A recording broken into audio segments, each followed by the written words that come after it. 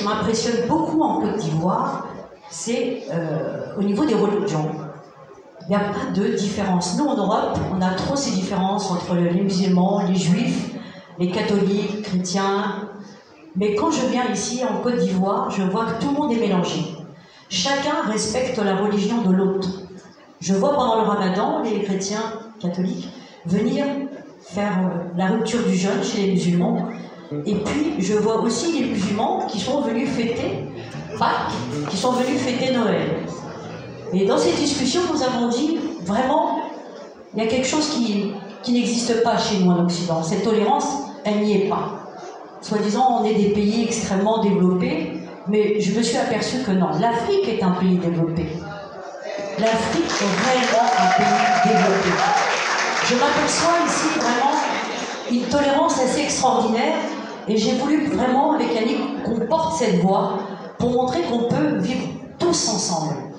On a créé l'ONG Les Enfants de Jamila. Avec quelques amis, on s'est mis pareil sur un coin de table et on s'est dit, tous ces enfants nous appartiennent. Les enfants des rues nous appartiennent. J'étais un peu choquée de voir tous ces enfants abandonnés, tous ces orphelins. C'est vrai que les enfants des rues, ici, on les appelle les microbes, mais je tiens à vous dire que ces microbes, ce sont nos enfants. Ces microbes, c'est notre avenir. Et nous avons tous un rôle à jouer. Cette ONG, elle a pour but de quoi? De récupérer ces enfants? Tout simplement, non.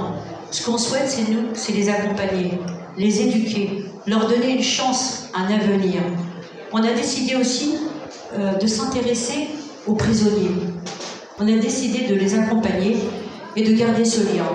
Chaque fête, ça fait maintenant bientôt 1 an et demi que cette ONG existe, chaque fête religieuse, nous sommes intervenus. Tous les mois, nous intervenons dans toutes les prisons de Côte d'Ivoire. Pas simplement en nourriture, mais aussi au niveau de l'éducation. On a des amis qui sont professeurs, on a des amis qui sont médecins, qui viennent soigner. On a des artistes aussi, qui viennent accompagner les gens. Et surtout, ce qui est important, qu'est-ce que vont devenir ces gens en sortant de prison? Donc on est là aussi pour les accompagner. Donc c'est une ONG qui défend la veuve, l'orphelin, et puis aussi les personnes âgées, parce que pour moi, les personnes âgées, c'est le patrimoine d'un pays.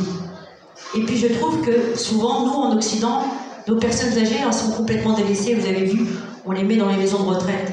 Et pourquoi je dis que l'Afrique est vraiment développée?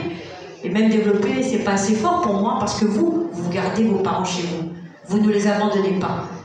Et c'est vrai que parfois, ça peut être difficile financièrement. Donc, on met des choses en place, à travers des amis, à travers un réseau, pour pouvoir aussi accompagner les familles qui gardent leurs parents à la maison. Donc, l'ONG est venue. Je vous invite par le futur à être membre de cette ONG. Vous n'êtes pas là à demander de l'argent. Très souvent, la seule chose que je demande, c'est un vêtement, un petit sac de riz. Et grâce à cela, on a fait énormément. C'est beaucoup de tolérance. On se doit à cette tolérance.